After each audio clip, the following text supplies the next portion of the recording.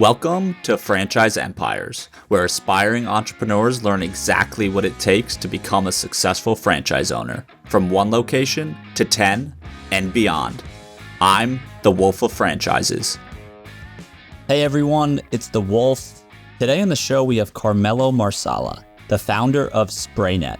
SprayNet is a unique franchise in the home improvement arena, offering painting services to homeowners, but they've also developed their own patented painting process that allows them to provide a better, long-lasting paint job for homeowners that works on a variety of different materials. They've also custom-built a lot of their own software and have an in-house call center and marketing agency for franchisees. Overall, Carmelo talks us through how he became a painting and franchise entrepreneur and why building out custom tech and his own paint product made sense for his franchise. For anyone looking for a unique entrepreneurial perspective and how to think through strategic decisions, this is a great conversation to listen to. Hope you enjoy. The Wolf of Franchises is the CEO of Wolfpack Franchising, as well as a creator at Workweek Media. All opinions expressed by the Wolf and podcast guests are solely their own opinions and do not reflect the opinion of Wolfpack Franchising or Workweek. This podcast is for informational purposes only and should not be relied upon as a basis for investment decisions. The Wolf, Workweek, and Wolfpack Franchising may maintain positions in the franchises discussed on this podcast. I kind of want to start, we were just chatting offline, right, about your soccer career. When did the transition from, was it directly from your soccer career into painting and SprayNet? Or was there anything in between before you got into this, world of painting? Actually, yeah, I was literally playing soccer almost 6-7 days a week up until like 18 years old. And then when I got into university, I was going to continue playing soccer in university, but it was like, again, 4, 5, 6 times a week. And I got this opportunity to be a student painter out of university. And that's kind of how the transition happened. It was almost like a hard stop at that point. Wow. Okay. Did you enjoy the painting, or did you just see dollar signs of the business? What was the main driver to really go head first into this? I think since the age of I don't even remember, 12, 13, 14 years old, I always want to start my own business, right? I was always doing little things here and there. And I always dreamed of starting my own business. I just didn't know where to start. So, I got into looking at stock trading and all of these things. And then when the opportunity presented itself in university, I was like, well, this is cool. I didn't really love painting. It wasn't necessarily my passion. I was like, I love the idea that I could start my own business, hire people, learn how to sell, learn how to do marketing. And I was like, yeah, I'm doing this for sure. Amazing. So could you take us through maybe those early years from this student painting gig to when did you officially, quote unquote, found SprayNet? Yeah, so I did student paint. Actually, my first year of student painting did really well. Learned basically everything from scratch, how to sell, how to knock on doors, get leads. And then 2-3 years into it, coming out of my second year into my third year, I started realizing as we started growing this, that the paints that we were using, now I started becoming familiar with the painting industry. Paints that we're using are not necessarily conducive to giving you this long-term durability or factory finish. And when customers started asking me to paint their front door, their vinyl windows, I was like, I can't really do that properly, so I don't want to just do it for you. And that's kind of where the idea came from, is well, how do we do this in a better way, right? And that's kind of how it all started. Oh, fascinating. Yeah. And so I wanted to get to that, but we might as well just talk about it now, right? I know you guys have the patented solution, right, for your paint. So with what you're saying, I have limited knowledge of the painting world, but I know Sherwin-Williams is a big paint store. So I'm going to assume most professional, painting contracting business, right? You probably does everyone pretty much buy at Sherwin-Williams, and that's the paint they use? Yeah, there's 2-3 good players. Okay. Yeah. You're saying the paint. One of them. Okay. But the paint there, depending on the material that you're painting on, it's not necessarily as durable, or cracks in it would show in a short amount of time, the thing is, latex paints, what we call architectural coatings that Sherwin-Williams specializes in, they've got their place, right? They're easy to apply. A homeowner can apply themselves.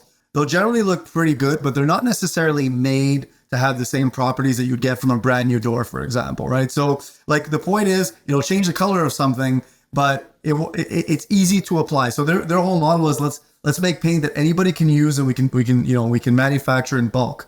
But the thing is, when you buy a brand new door, well, that paint is specifically made for that door, and it's specifically applied using a specific process so that door doesn't peel, doesn't scratch, and it basically lasts forever. Right? When you get a brand new door, it won't peel. But you can't necessarily sell those products to just about anybody because there's a specific way that you need to apply those. And that's kind of where we reverse engineered that process to be able to apply that on site. And that was one of our first patents. Interesting. So what do you develop the first patent? It was for, you said a brand new door of a specific material? Yeah, so the first coating that we developed actually was for front door. So that's actually how I really started. Is someone was like, I remember actually the day a customer said, "Hey, can you paint my front door?" And this is like $1 million house, and I'm like, "Oh man, like I can brush this, but not only is going to see the brush marks, but it's going to scratch at some point." So then I said, "Okay, well, how do they do it in a factory?" I went to look at how they did in a factory, and I tried to take those products and apply those on site. Problem with that is they dry too quickly and they end up cracking because they're made to be sprayed in a factory. So I figured, well, if we can get these products to be able to apply on site, then we'd be on to something. That's how we started tailoring the chemistry. I hired a chemist. I looked at how to formulate paint. And our first patent was actually on the process of weather adjusting these coatings to be able to apply them on site. Damn. That was our first thing. So we started front doors, garage doors, and vinyl windows. Holy crap. Okay. And how large of a company are you at this point, right? Were you like or just your corporate business? How many territory size? What's kind of the status there? Yeah, so at that point we had grown.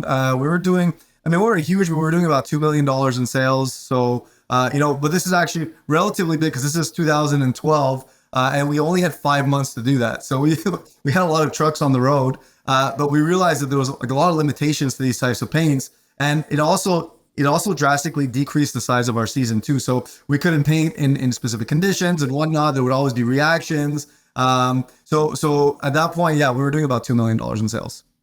That for a home service business, that's still a pretty fantastic metric to hit.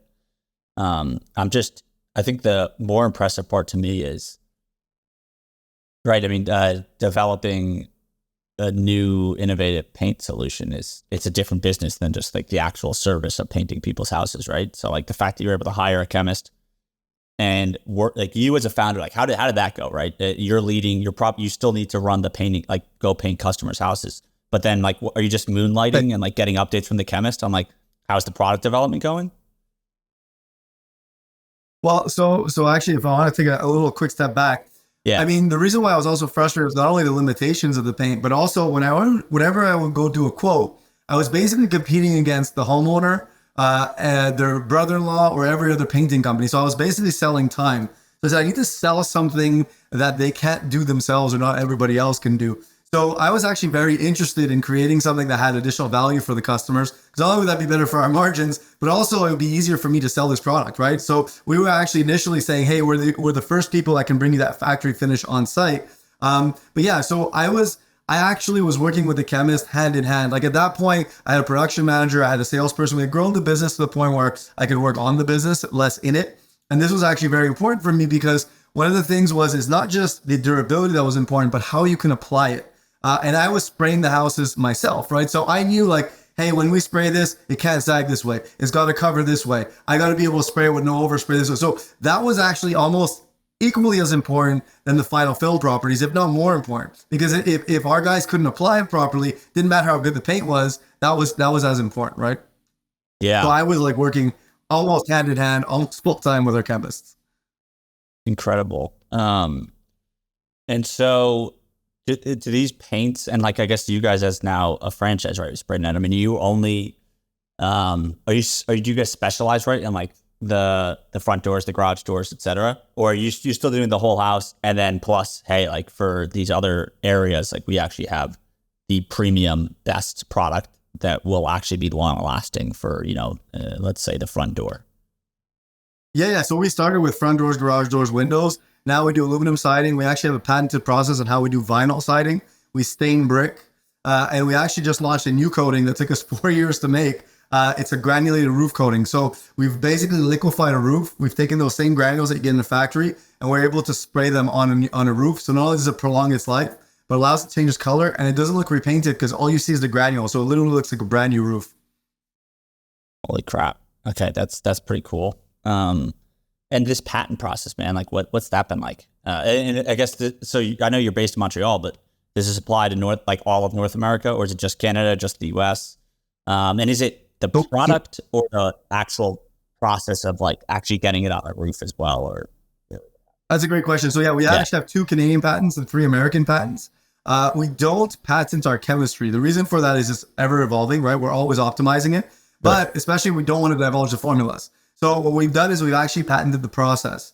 So one of the processes is our ability to be able to weather adjust the coatings on site, because that's what allows us to give that factory durable finish every time. And the second one actually is on our ability to reinforce vinyl so that we can paint it in darker colors. Vinyl has a heat distortion rate of about 160 Fahrenheit. And if there's sun on it, especially with darker colors that absorb UV light, obviously, black colors absorb light and heat up, it'll actually distort the vinyl. So we actually fortify the vinyl with a base coat that we've actually created to be able to spray it in darker colors. Holy crap.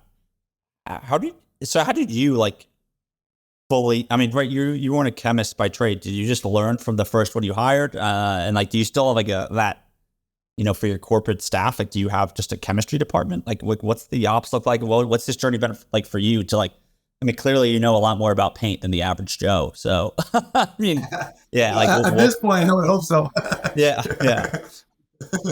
Well, at first, I guess we can back up here with College Pro. When I was doing student painting, I was actually already starting to learn about paint because I was like, well, there's got to be better ways to apply this. And of course, everybody thinks about spray application, but you can also apply what's called flow modifiers. You can use foam rollers. So literally, I did all the research in the world to try to make these paints do better. The problem was I couldn't get the right gloss, couldn't get the right hardness, couldn't get all the right properties. So I realized, well, I have to make these products ourselves because nobody's going to make these custom for us. So I started looking at how to formulate paint, took a course on that, realized that, hey, this is actually possible. Let me go find a chemist. And now we have an R&D department with full-time chemists on it. Yeah.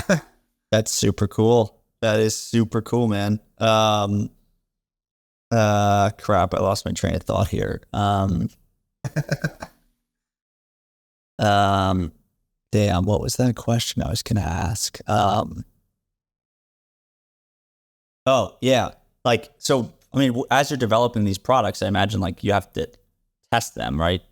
So to speak. I'm sure you did like internal testing, but sometimes you never really know how it's going to look until you have a live customer. So, was there any particular, like, let's call it like battle scars from the early days where maybe just a product didn't work the way you thought, and like you had to sacrifice a door from a homeowner to figure that out?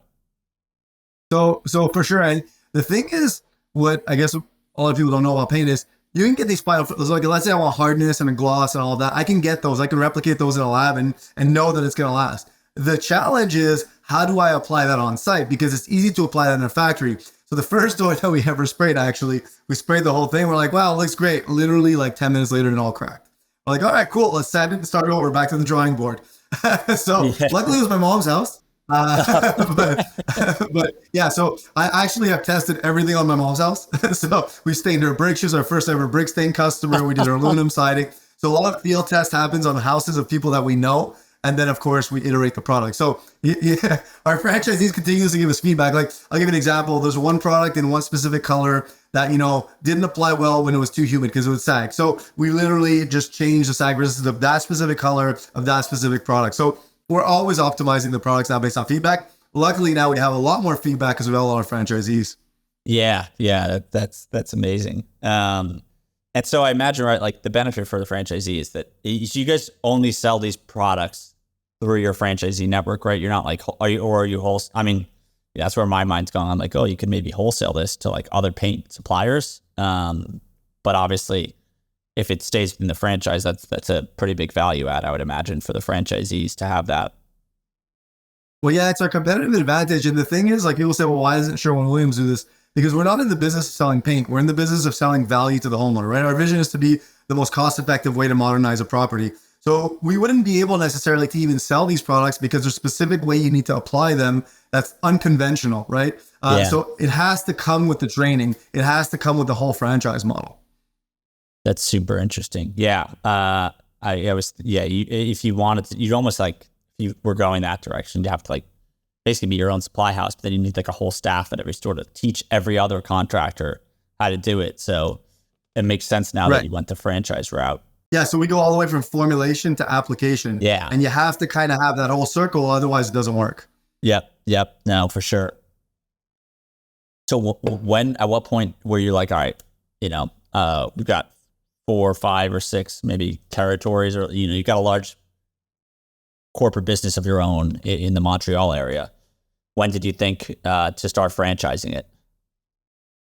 Well, actually, it was, I remember, and I like to tell this story because I was actually on a ladder and I was spraying a house, phone to my ear, because I was basically the production manager, salesperson, I was a call center, the marketing person. And the phone fell off my ear, and I took my spray gun and threw it down. And I said, enough is enough. I need to change the way I do business here. That off season, because we used to have off seasons. We were a seasonal business before. We only used exteriors. So we basically worked 5 months. That off season, I started looking into franchising because I used to be a franchisee of College Pro. So I said, well, that's a model that probably works, right? So I read The E-Myth Revisited by Michael Gerber, started understanding how franchising works. And the year after, we literally launched 2 franchisees, one 2 hours west of here, one 2 hours east of here. And with basically like almost no training, no onboarding, very limited, they had really, really good success. So I said, hey, I think we're on to something here with a franchise model. Amazing. And so obviously today, right, you have kind of franchisees in North America between Canada and the United States. So I don't think I've actually ever had a franchisor that kind of has, at least that started in Canada and now is kind of in multiple countries here in North America. So from the get-go, after those first 2 franchisees, did you say, hey, like, let's go to the United States now? Or did you wait and build out more of knock off some of the Canadian markets before saying, all right, let's expand this to the rest of, the continent? Yeah, we've only actually started in the United States about 2 years ago now. We actually rolled out the entire country in Canada before. We really want to optimize, refine our processes, be ready for the US, because US is bigger, right? You know this, right? Yeah. So we have to make sure we were ready for it. Although we were quote unquote emerging in the US, we had been franchising for almost 7 years, right? So we kind of optimized everything to make sure that we were ready to go in the US. Interesting. And have you noticed, I actually am not super familiar with the Canadian market from a franchise perspective. I do, for brands I used to work with, we went through like the application process for registering the Canadian FDD. But are there any, for maybe the franchise industry folks that listen to this and like to be nerds about it like I do, are there any big like regulatory differences or anything from a process perspective that's like kind of a significant change from Canada to the United States? I would say it's actually way more regulated. Well, I would say it is way more regulated in the United States than it is in Canada. For the reason that there's a lot more franchises and franchisors in the United States. There's very little in Canada. So every province, just like every state, has different laws. But like in the US, you still have your FDD, you still have your item 19, you still have all of your basic structure that's the same. Whereas in Canada, not really. You don't have to update it every year. It's just way less regulated just because there's way less franchisors here. It's not a thing really. Got it. Okay. No, that makes sense. And it's obviously the United States, probably the biggest market for franchises in the world. So the world makes total sense, time. Man. And I know, in the US here, you partnered with Fastlane, which franchise Fastlane that is. So I have a few questions about kind of that decision-making process for you as a CEO. But before I get into that, what would you say was this, the process of like learning about franchising, both in the US and Canada, right? Like oftentimes franchisors and founders will say that it's like starting a second business, right? Did you feel that way? Like that there was a steep learning curve and like, it's like, okay, like I've got this painting business, but like for the franchising of the painting business, it's like literally just a whole different ballgame. And, did it take a ton of your time and energy early on, or what was that like in the 2014-ish timeframe when you started to franchise? It was absolutely a different business. And I didn't realize it would be, right? I didn't have any franchise advisors or mentors at that point. So what we did is when we got these new franchisees, we just took some guys from our corporate team who were, knew how to do the job and send them to train the franchisees. That didn't necessarily work because, you're taking these blue collar guys with these white collar guys with, middle management, et cetera. And like, they're not even speaking the same language. So it's like, wow, we need to really refine this so that we can onboard just about anybody. And, like 7-8 years later now, my role, I focus more on the franchising side, less on the operations side of running our actual corporate territories. But yeah, they are two entirely separate businesses, like completely. I mean, we can go deeper into that, but like nothing's the same. Like you now become a training organization of how to teach people how to run a business, not even just a painting business, but a business in and of itself. And then we have our additional layer of how to use our products, how to use our software. Now our role is really how do we build a scalable business model for our franchisees where they can get on the ground running as quick as possible and be as profitable as possible, as quick as possible, right, with the scale that we have. So, us particularly, we're a manufacturer, we're a distributor, we're the marketing agency for the franchisee. We're even a software business because we actually built our software from scratch to allow our franchisees to scale their business. So it's totally different.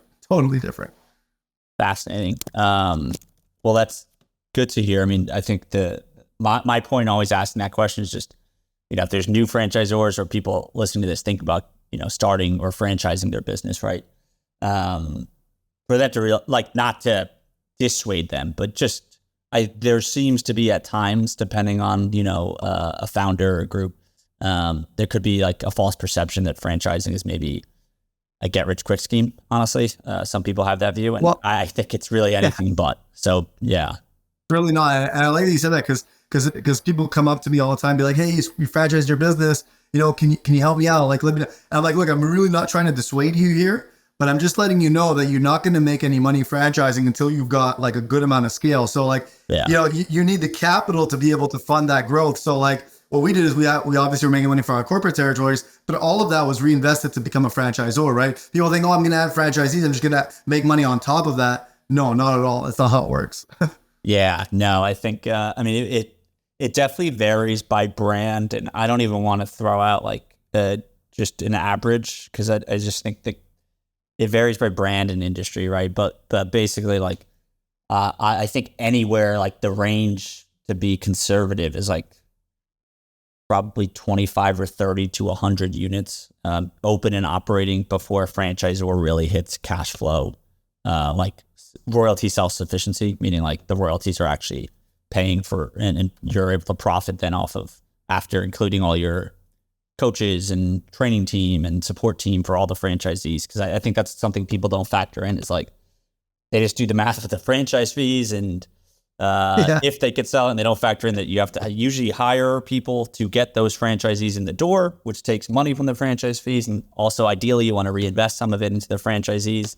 But then as you grow, you need the support staff. So like it's not like the royalties are just going straight into someone's bank account from day one.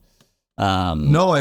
And what I tell people too, is like, one of the things that we miscalculated too, is like at one point we had 25 brand new franchisees, and you don't realize, but you actually end up losing money on new franchisees in their first year until probably like 12 to 18 months in, because they need a tremendous amount of support. And their first year, they're not doing that much in sales or revenue, right? Compared to year 2 or year 3. So it's kind of like in year 3, they're doing way more in revenue, but you need to support them less. So that's when you actually start making some money.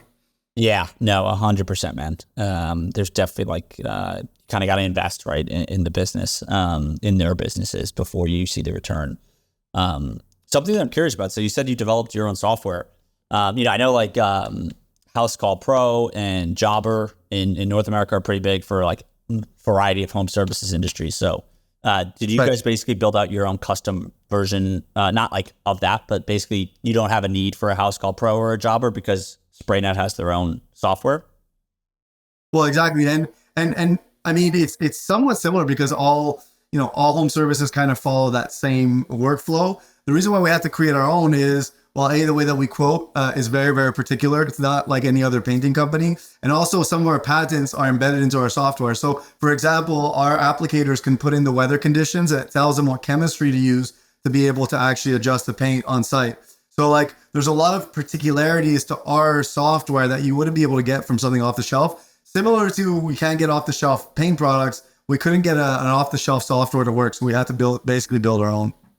Okay, that's fascinating. Yeah, and I completely see the value in that. This is something I was actually so with Crockett, right, our financial data management tool for franchisors. We had a client say they were demoing it, and they ultimately are building their own. And I actually, I don't know, like 8 out of 10 times, I genuinely don't think it makes sense for a franchisor to build their own technology, because like you said it before, right? Once you're franchising, you're in the training business. Like you're running a corporate territory. Your job is to train new franchisees and transfer your knowledge to them so that they can run their business. Ideally, without needing your help at all. That's like the perfect case scenario. And there's this really good quote by Jeff Bezos about kind of this kind of idea that a lot of companies get into, which is doing things that don't actually help their core business. And that he was referencing like breweries or something in like the 1800s in Germany, when like electricity became a thing, and like a lot of breweries were obsessed with like bringing electricity to like allow the breweries to run on electricity. And every brewery that did that ended up going out of business, because becoming like an electrical engineer was not actually making their beer any better.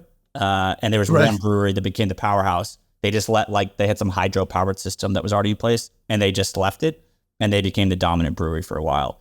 Because they were focusing on things, the other ones were focusing on things that didn't make better beer, which is their business. So that's always my kind of guidance for franchisors, is like, which in your case, right? Like that literally makes your business better, because it's telling them what to apply to the house. And it's specific to the product that you have. So, we don't reinvent the wheel where we don't need to, right? So like, for example, like, punching in, punching out. There's tons of great softwares that allow us to do that. We literally just use an API and embed that into our software. We're not going to build that from scratch. We don't need to, right? There's softwares that do that properly. We just literally build the stuff from scratch and the framework, because that's what we needed to do. Yeah, no, 100%, man.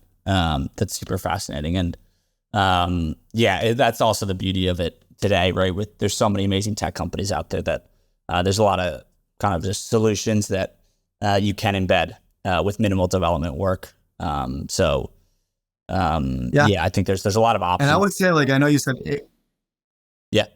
we always explore, do we buy or do we build? And you said 8 times out of 10 it makes sense to buy. I would argue even more than that, 9 times. Like there's Service Site, there's House Call Pro, there's Jobber, there's a whole bunch of good ones. Like they work for most franchisors. The reason why it didn't work for us is I explained it specifically, but I mean, I wish we could have just bought one. It just didn't fit our model, right? Yeah.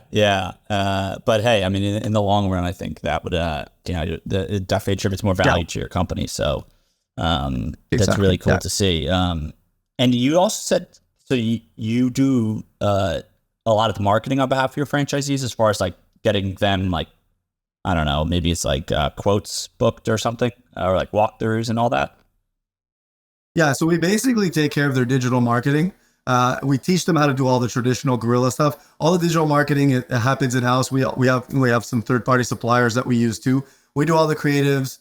We manage the vendors. We make sure the ads are performing. And then once those calls are booked, our call center actually schedules them on behalf of our franchisees. So we've actually also built a module for our call center where, based on drive times through the Google API, we're able to schedule these quotes where it makes sense for the franchisees. So literally, they got to show up to do the quote.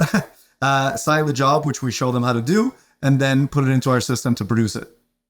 Wow, that's pretty robust. So you're telling me if I'm a SprayNet franchisee, and unique scenario for me today, I'm in Miami. So if I'm operating in Miami, I just wake up and you guys have already booked all the jobs for me, and through the logistics portion of your software, tell me the best route to get to all those jobs and or quotes for the day. So the quotes, yeah. So we don't book we have a jobs calendar where the franchisees book their own jobs. Okay. But we book the quotes, yeah. So all the quotes that come into our call center are booked based on drive time and availability. That's amazing. Okay, that's pretty fantastic. The goal is really, the goal is to get franchisees to focus working in their business, managing their team, leading their team, building their team, and selling jobs. We want to take all the back end away from this. Like, can really focus on delivering like an amazing service to customers, get those Google reviews, get more team members and scale their business. So we really try to get everything in the back end that's redundant. That's fascinating. Yeah. So you really just have that kind of model dialed in, which is awesome to see. Amazing. I mean, yeah, I think that's a big aspect, right, for franchisees to know that you're supporting heavily. It sounds like on the lead generation side, because that's, I mean, for a home services business, that's kind of the name of the game, right? Is like being as visible online as possible, because there's no brick and mortar storefront for you guys. Exactly. Of course, like most franchisors, we've got a brand fund where we do, the national campaigns, whether it be on YouTube, we do public relations campaigns, next door campaigns. There's a lot of stuff that we do on a brand level too. We try to rebuild out our website, SEO, CRO, all of that stuff that, when I was running the business, I was like, wow, I wish I didn't have to do all of this other stuff so I could actually run the business. Well, as a franchisee, the beauty is you don't have to do that stuff, right? You don't have to be on the ladder with the phone to your ear, right? Like, to a certain extent, it's still tough, but not, you don't have to do all the back end stuff at least. That's amazing. And so given that, like kind of this franchise model where it sounds like you do take a really big portion of the, like you said, that back office, those back office admin tasks off their plate. Have you been able to see like franchisees scale to multiple territories? And if so, like, is there a kind of a poster example almost, right? Where, I've talked about this before on my podcast. I've had brick and mortar franchisees on this show who own as much as 20, like I had Greg Flynn, this guy who started the Applebee's, and now he owns like almost 3,000 franchise locations, all brick and mortar. Wow. And then we've also had 10, yeah, it's incredible. Also I've had 10 unit owners, or, we had Jamie Weeks, a guy who owns 150 plus Orange Theories and 60 Dogtopias. But I've yet to have a franchisee of a non brick and mortar brand who owns 80 territories. And I haven't cracked the code on why. Something within me just thinks it's inherently harder to scale with a territory model. Anyway, I'm just curious, what you've seen within your franchisees. You own 6 corporate territories yourself. So, have you seen a franchisee beat that mark yet? Or I love that question, because a mentor of mine once told me the only time you're actually successful as a franchisor is when your first franchisee beats you. And we're almost there. We're very close. We're not there yet, but I think next year is going to happen. And the thing is, you're right. It's much harder to scale. And that's why we're building this software from scratch, is we want to be able to allow our franchisees to scale. And honestly, I don't think you could do it without the software. At that point, we're using Excel spreadsheets. One of the main reasons we actually started building the software is because our salespeople were saying, no, our production guys were saying, we can't read the handwriting of the sales guys, right? So it's too confusing. So we started to digitize everything. And as we start to build this software into a more robust software, that's when we'll see franchisees being able to scale. So our goal in the next 3 years is to allow franchisees to scale past their immediate vicinity. So right now we've got a franchisee who's got a lot of territory within a 3-hour drive, but we haven't seen anybody be able to run a franchise remotely or across the country. So we're actually looking to pilot that corporately this year to be able to kind of iron out the kinks, so that eventually we can have franchisees with multiple territories, kind of like the same way that a brick and mortar restaurant can do that. Yeah. Okay. That would be awesome to kind of watch that from the sidelines. I would say, there's a lot of intricacies, mainly around getting the field techs and team leads the visibility in the business on their metrics, and allowing for dynamic real-time performance management and compensation. That's the big piece that we're missing right now. And we're 50% there. But once we can have it where each team lead is kind of running almost his own little business within the business, that's when we'll be able to start scaling this. Amazing. Even further. Yeah. No, that's super robust software and insights that you're going to have from that. And that's, having real-time access to data is, of course, partially in a different sense what we're doing with Crockett, but it really can unlock so many possibilities, especially in the operational realm. And, Crumble Cookies is a famous example. Unique scenario in which one of the co-founders had a heavy technology background. So he was able to build a lot of things himself and knew how to vet a technical hire very easily. They brought in like a senior engineer from Facebook as their first corporate hire. But yeah, they built from start to finish, end-to-end software that all their franchisees use that give them not only the real-time like financial access, but I mean, they literally know like the cook time for cookies in the oven, and they can tell before a franchisee even knows, like if a franchisee is making a mistake operationally, it's going to impact the financials. So like to me, that's like what everyone should strive for. I would say 98% of brands don't have that level of insights because like that's incredible. But it's something to strive for, right? And yeah. Well, that's exactly it. And I love what you said is proactive data, right? So we're trying to look at, can we then figure out proactively if something is going to go wrong, and how do we proactively train these people or push different training to them? Like there's so many different points in the workflow where we can actually help and automate certain things. Like we actually just trained a ChatGPT on all of our internal documents so that now they can literally just text ChatGPT and it will literally give them the answer based on all of our internal documents. So if we can start proactively pushing that information out to them at the right time, well, then you even take care of training, right? So you start being able to scale much quicker. Amazing. I love that. Yeah, that's something too with ChatGPT that's just fascinating. And I don't think enough people realize it, that like, yeah, you can train it for your specific use case. So I love that aspect of it. And we actually did that with Crockett. We have a chart of account matching system to standardize, a franchisee's books if they have a different income statement than what the franchisor wants. That process through ChatGPT, it can like auto map a lot of the account names to just make it quicker. Right. So it's super fascinating technology. So just cool to hear that you're using that. Moving to your North American expansion, it sounds like in Canada, you guys franchised largely on your own. What was the thought process for North America to work with a franchise sales organization, which most people I think who listen to this podcast are familiar with what that is at this point. What was that like for you to decide, okay, let's work with Franchise Fastlane, where maybe they take the share, right, of some of the economics for franchises that end up getting awarded, but it's a give and a take, is what I say, where yes, you quote unquote lose out on some of the economics, but you're trading that typically for speed of growth.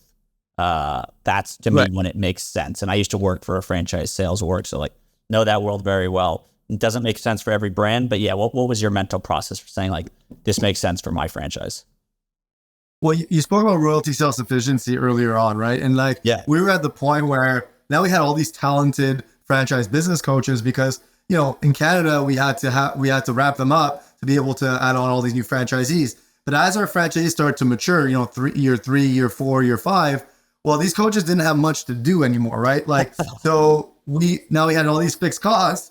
Yeah, I mean, they still checked in with the franchisees, obviously, but it's not as intensive as in the first 2 years. So we said, hey, we need more franchisees. We need them quick, right? Like we need to leverage these fixed costs. We need to leverage, all of our FBCs, our franchise business coaches, to make sure that they're actually adding value to the business. So it didn't matter for us to make any money on the franchise fee. We just wanted more franchisees so that we could onboard them, because in the future that would make sense for us. So we figured, what's the fastest way to do so? Well, these franchise sales organizations already have all the existing relationships in place. May as well leverage that, right? And that was kind of our thought process behind it. Fantastic. Yeah. And I mean, I think it's kind of right in line with what I said. And what, I think that's typically the calculus, as I mentioned earlier, right? Just that it makes sense, to trade kind of some of those economics for the speed, if you're able to. I think, I don't know if enough franchisors consider that aspect that, really every day, I mean, in America, there's about 3,000 to 3,500 active franchises. That's our estimation from Crockett, where I think the commonly cited quote is 4,000.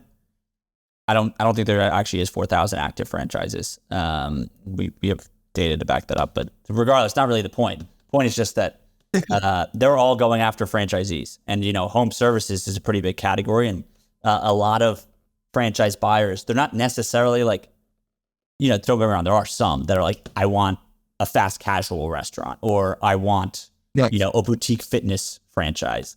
But there are others who are, maybe just they're a little bit industry agnostic. Maybe they'll say, I want a home services franchise, but I don't care if it's gutter cleaning or painting or whatever. I just want to trust the franchisor and have a dialed in model and an available territory, right? So any day that you're not getting in front of those people, I mean, someone else is getting in front of them and potentially they're signing on, and that's a missed opportunity for all the other franchises. So like, it is a competitive market. And so speed really does matter if you're a franchise. I think the key for you is that, from what I've learned, is that you guys had a lot of systems and processes already figured out from your work in Canada. And until a brand is at that point, maybe going fast could actually hurt them, because they're just going to have a bunch of unhappy franchisees. And then you not only lose momentum, you just go backwards, and you maybe develop a reputation that's bad. And then it could honestly be a death sentence depending on the brand. No, what I was going to say too is, like, we were fortunate enough to have already 30 franchisees. So we had some recurring revenue coming in from royalties, where we could afford to not necessarily make money on the franchise fee, right? Whereas most franchisors need that money to fund their growth. So we were in a position where it made sense for us to be able to do it. Yeah, that's exactly it. So, I mean, for anyone listening to this, I think the summary is, if you're capitalized enough where you can afford to work with an FSO, and if you also just have the systems in place where you can onboard new franchisees in mass, because I know a company like Fastlane, they can award you a bunch of new franchisees in a given year. You just have to be ready for that growth if you're going to do that. So, awesome, man. Well, just kind of in wrapping up here, I mean, is there any target you have set for North America, globally, that you guys are trying to hit with SprayNet over the next, whatever your timeline is, 3, 5, 7, 10 years? Yeah, in the next 3 years, we want to get to 120 franchisees. So we're a bit more than halfway there. And then the goal for that is in 5 years to be a $100 million business. So in that regard, we're about a third of the way there. So I think it's a realistic plan. It's just now we basically just have to onboard new franchisees, and we have the capacity to onboard 25 to 30 a year at this point. So that's basically just keep doing that until we get to that number. Fantastic. Well, look, I mean, it sounds like you guys have a lot of differentiators that, not even just amongst painting franchises, but, I'm sure, I doubt a lot of, and this isn't to throw shade at the independent businesses, but, the things you're doing with your own software, your own patented processes for paints, and the marketing agency and the call center for franchisees to drive leads. I mean, it's tough for other businesses to compete with all that. So, really impressive what you built, man.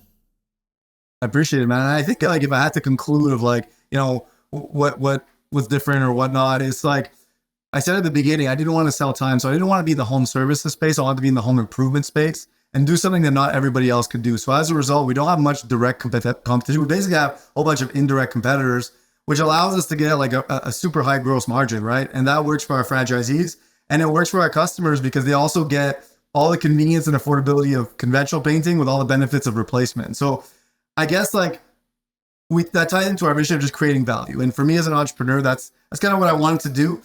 So I'm happy that our business is able to provide value for customers and our franchisees. So I think that sums up who we are and what we do, I think. Yeah, no, I love it. Have you read, just the way you described that, what you do, like home improvement versus home services? Did you read Blue Ocean Strategy? I have not. It's actually on my list, though. You're not the first person to recommend it. Yeah. Okay. Yeah. It's just, again, the way you described it, that's kind of the whole premise of the book is you want to be in a blue ocean, AKA a market that doesn't have competitors. Most businesses are in a red market where, you have like for like competitors, but if you do something different with your business, it actually can just open up a whole new world of possibilities. So, right. Anyway, for anyone listening, it's a good book to read if you're starting a business or want to start a business at some point. But yeah, look, Carmelo, it's been a lot of fun, man. Where can folks who are interested in SprayNet, interested in following you, what are the best places online to do that? Pretty active on LinkedIn. So we have SprayNet on LinkedIn, myself on LinkedIn, SprayNetFranchise.com, SprayNet.com. You can get all the information you need from those sources for sure. Beautiful. All right, folks, we'll have the LinkedIn accounts as well as the franchise website in the show notes. And you guys can get in touch with Carmelo or get in touch with his team at SprayNet if you're interested in an awesome painting franchise. So Yeah, Carmelo, thanks again, man. It was super fun to talk, and we'll catch up soon. Thanks, man. Appreciate you having me. Thanks for listening to Franchise Empires. We're coming to you soon with actionable insights to take the next step on your franchise journey. So make sure to subscribe on Apple, Spotify, Google, or wherever you listen.